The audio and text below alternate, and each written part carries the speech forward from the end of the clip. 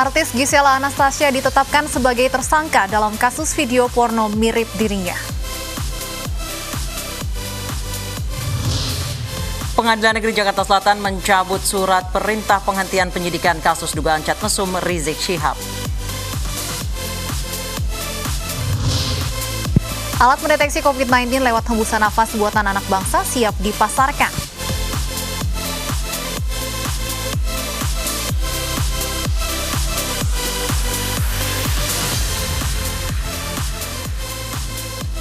Halo, selamat sore pemirsa. Demikian tadi berita pilihan iNews Sore yang akan menemani Anda selama 2 jam bersama saya, Anissa Dasuki. Dan saya, Stefani Patricia. Kita awali iNews Sore hari ini dengan informasi artis Gisela Anastasia atau Gisel ditetapkan sebagai tersangka dalam kasus video porno mirip dirinya. Polisi juga tetapkan pemeran pria dalam video tersebut sebagai tersangka.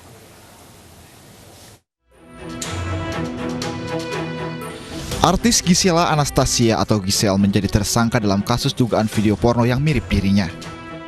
Selain Gisel, pemeran pria dalam video asusila tersebut juga ditetapkan sebagai tersangka. Menurut Kabid Humas Polda Metro Jaya, penetapan tersangka ini setelah pihaknya melaksanakan gelar perkara kemarin dan menaikkannya ke status penyidikan. Dan juga saudari GA mengakui dan juga saudara MYD mengakui bahwa memang itu yang ada di video tersebut yang beredar di media sosial, ya, itu adalah dirinya sendiri. Ya, dia mengakui bahwa itu adalah dirinya sendiri dan terjadi sekitar tahun 2017 yang lalu di salah satu hotel di Medan. Kemudian sekarang ini hasil gelar perkara yang kita lakukan kemarin sore selesai gelar perkara, menaikkan status yang tadinya saksi terhadap saudari GA dan saudara MYD sebagai tersangka. Ini kita persangkakan di pasal 4 ayat 1 untuk pasal 29 dan atau pasal 8 Undang-Undang Nomor 44 tentang pornografi. Ya. Apa rencana tindak lanjut ke depan? Kita akan memanggil kembali saudari GA dan saudara MYD untuk kita lakukan pemeriksaan sebagai tersangka. Sebelumnya kasus video asusila mirip artis Gisela Anastasia menggegerkan publik pada November lalu. Polisi pun menetapkan 2 tersangka yakni inisial PP dan MN yang diduga menyebarkan video secara masif. Tim Liputan iNews melaporkan.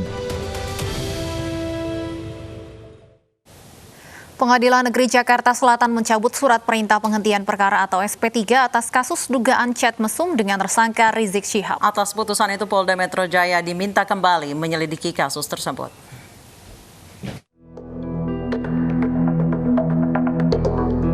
Majelis Hakim Pengadilan Negeri Jakarta Selatan memutuskan mencabut surat perintah penghentian penyidikan kasus dugaan cat mesum dengan tersangka Rizik Syihab. Dengan adanya putusan itu, Majelis Hakim meminta Polda Metro Jaya untuk kembali melakukan penyelidikan atas kasus tersebut. Kuasa hukum penggugat Febrianto Dunggio berharap Polda Metro Jaya transparan dalam mengusut kasus yang terjadi tahun 2017 silam itu.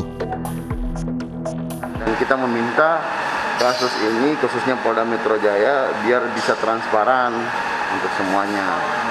Karena ini perbuatan asusila yang melibatkan tokoh publik. Ya, isi putusannya yang pertama itu memerintahkan kepada termohon agar melanjutkan proses penyidikan ataupun proses hukum dari yang pertama saudara Firja Hussein, yang kedua saudara HRS. Sementara pihak Polda Metro Jaya masih menunggu petikan keputusan tersebut dari Pengadilan Negeri Jakarta Selatan. Ya silakan saja, nanti kita akan menunggu nanti hasil petikannya dulu. Ya, petikannya akan kita tunggu nanti. Petikan putusannya seperti apa, nanti apa rencana lanjut ke depan, nanti seperti apa yang kita sampaikan nanti. Ya. Sebelumnya Rizik Syihab mengklaim telah mendapatkan SP3 atas dugaan cat pornografi antara dirinya dengan Firja Hussein. Namun terkait pencabutan SP3 ini pihak Rizik Syihab belum memberikan tanggapan. Tim Liputan iNews melaporkan.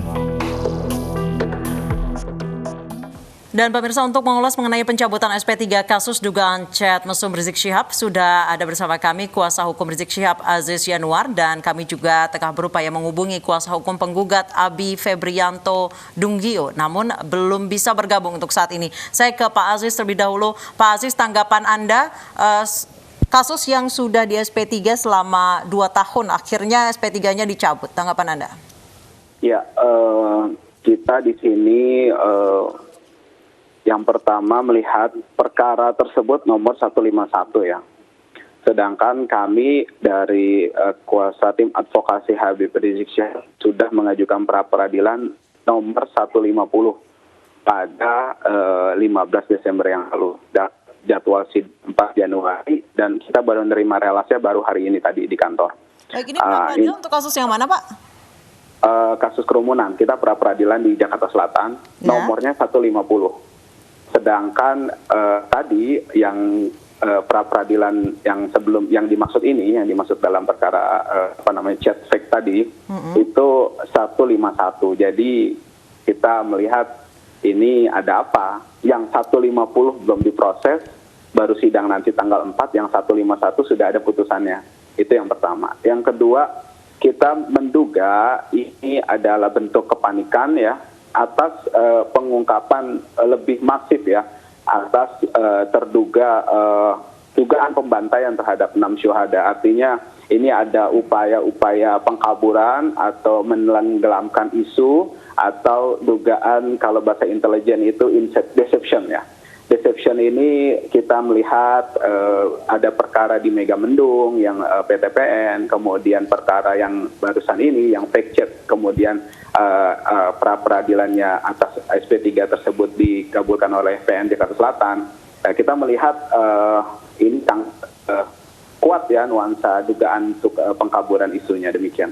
Pengaburan isu apa yang dimaksud, Pak Aziz? Pengkaburan isu atas dugaan pembantaian 6 syuhada FPI yang diduga tewas dibantai di kilometer 50 di Cikampek itu.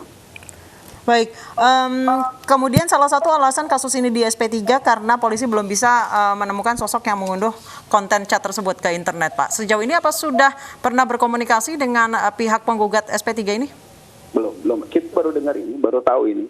Jadi saya dijelaskan dari awal, ini perkaranya nomor 151. Kita nomor 150 pra-peradilan sama di Jakarta Selatan. Kita dapat sidang nanti 4 Januari jadwalnya.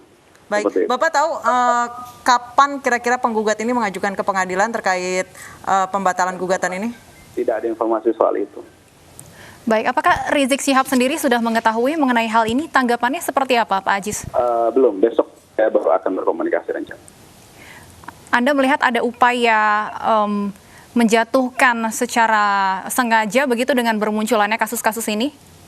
Iya tadi, sebenarnya kita menduga ini pengkaburan isu terhadap tadi upaya Komnas HAM yang sudah mulai menemukan titik terang gitu kan. Persentasenya sudah mulai hampir mendekati 100% untuk mengungkap dugaan pembantaian 6 syuhada ini untuk menemukan keadilan dan menyeret pelakunya ke pengadilan HAM seperti itu. Akan tetapi ini muncullah berita-berita atau isu-isu yang dikembangkan sehubungan dengan Habib Rizik sendiri ataupun dengan ya seperti dengan markas syariah di Megamendung seperti Baik, itu. Pak Aziz, dengan dicabutnya keputusan SP3 ini maka kasus akan kembali dilanjutkan penyidikannya.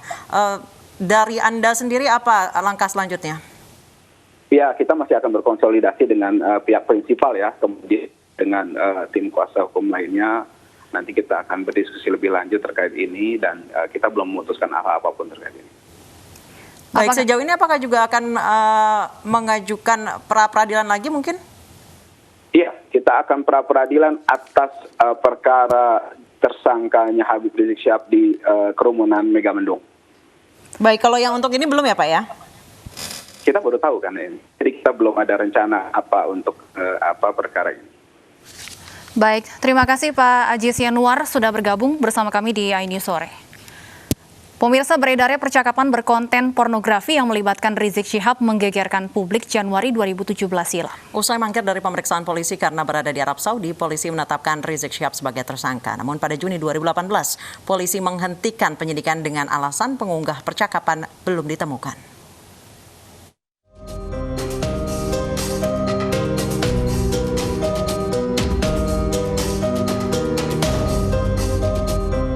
Januari 2017, publik digegerkan dengan beredarnya gambar tangkapan layar yang memuat percakapan via WhatsApp antara pimpinan Front Pembela Islam Rizik Syihab dengan seorang wanita, Firza Hussein. Percakapan ini mengandung unsur pornografi. Selain itu, percakapan disertai foto wanita tanpa busana yang diduga Firza Hussein. Percakapan beredar pertama kali di situs balada cintarizik.com. Polisi kemudian bertindak setelah menilai adanya keresahan di tengah masyarakat. Polisi beberapa kali memanggil Rizik untuk diperiksa, namun Rizik tak pernah datang lantaran berada di Arab Saudi. Usai gelar perkara, polisi akhirnya menetapkan Rizik Syihab sebagai tersangka. Meskipun saat itu Rizik sedang tidak berada di Indonesia. Rizik dijerat dengan pelanggaran undang-undang pornografi. Juni 2018, polisi menerbitkan surat perintah penghentian penyidikan atau SP3 atas tersangka Rizik Syihab. SP3 atas permintaan kuasa hukum Rizik. Dengan alasan belum ditemukan siapa pengunggah percakapan asusila tersebut. Dari Jakarta, Tim Liputan iNews melaporkan. Pemirsa, seorang ibu dan anaknya tewas akibat kebakaran di toko sembako di Kabupaten Tangerang, Banten. Keduanya tewas karena kebakaran terjadi saat mereka sedang tertidur.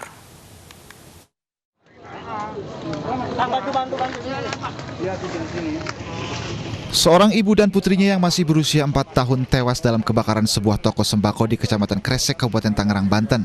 Kusni dan putrinya Ana sedang tertidur pulas, sementara suami korban, Suparno, yang saat kebakaran tertidur di bagian depan toko. Suparno sempat berupaya menyelamatkan istri dan anaknya, namun kobaran api sudah melahap sebagian ruko. Suparno kini dirawat di rumah sakit karena mengalami luka bakar hingga 50%. Selain menghanguskan toko sembako milik korban, kebakaran juga merabat kedua toko yang terletak bersebelahan. Dan kerugian diperkirakan sekitar 100 juta rupiah. Adapun penyebab, kami tidak mendapatkan saksi di TKP, jadi kami tidak mengetahui penyebab kejadiannya. Diduga korban meninggal karena tertidur pulas.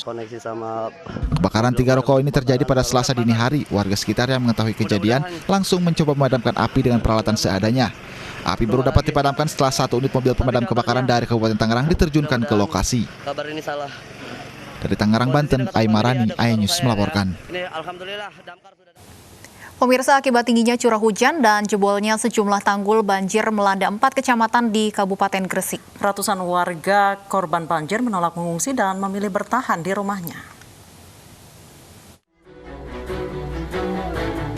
Genangan setinggi 1 meter hingga kini masih merendam sejumlah desa di wilayah Kecamatan Balung Panggang, Benjeng, Kedamean, dan Cermai, Kabupaten Gresik.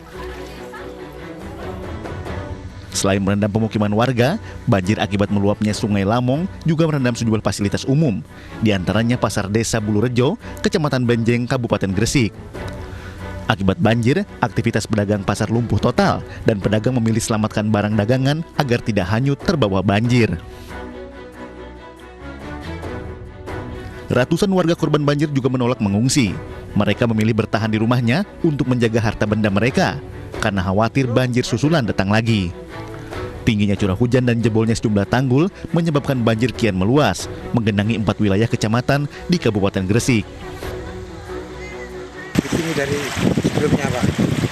Karena curah hujan di daerah Ndawar Belandong, curah hujannya lebih deras. Terus ada tanggul yang tanggul jebol itu, jadi kena air hujan kiriman dari Ndawar Belandong, akhirnya tambah deras. Banjir akibat meluapnya Sungai Lamong biasa terjadi setiap tahun. Warga hanya bisa berharap semoga pemerintah bisa menemukan solusinya. Dari Gresik, Jawa Timur, Agus Ismanto, iNews melaporkan. Dendam karena kerap dimintai uang saat berdagang, 2 pedagang kaki lima Pasar Tanah Abang, Jakarta nekat menikam seorang pemuda hingga tewas. 2 pelaku ditangkap polisi di 2 lokasi berbeda.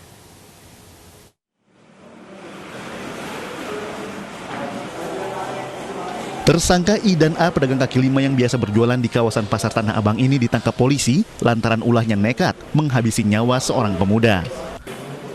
Kesal karena kerap dimintai uang ketika sedang berjualan membuat kedua pelaku gelap mata. Keduanya nekat menikam korban dari belakang saat tengah duduk di atas motor. Setelah sempat buron selama hampir 1 minggu, kedua pelaku akhirnya berhasil diringkus petugas di daerah Pandeglang, Banten, dan Sukabumi, Jawa Barat. Tersangka ini sedang berdagang, sedangkan korban sering memalak tersangka. Karena emosi, dendam, tersangka bersama temannya, tersangka A dan temannya inisial I, berencana untuk menghabisi korban. Polisi menyita barang bukti pisau yang digunakan pelaku dan pakaian korban. Akibat perbuatannya, kedua pelaku dijerat pasal pembunuhan berencana dengan ancaman pidana 20 tahun penjara. Dari Jakarta Pusat, Rani Sanjaya, iNews melaporkan. Setelah buron selama sepekan, 7 pembegal sadis yang menewaskan seorang pelajar di Bekasi, Jawa Barat akhirnya tertangkap. Informasi selengkapnya akan kami hadirkan usai jeda berikut, tetap di iNews Sore.